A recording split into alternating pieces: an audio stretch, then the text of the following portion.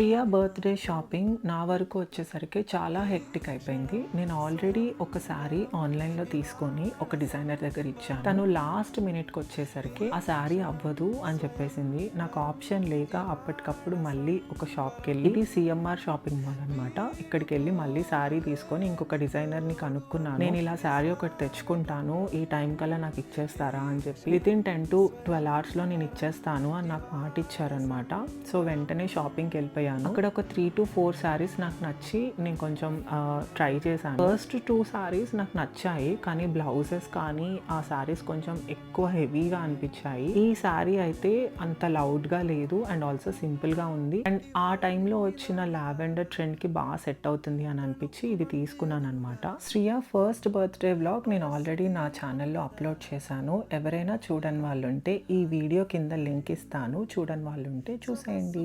Bye.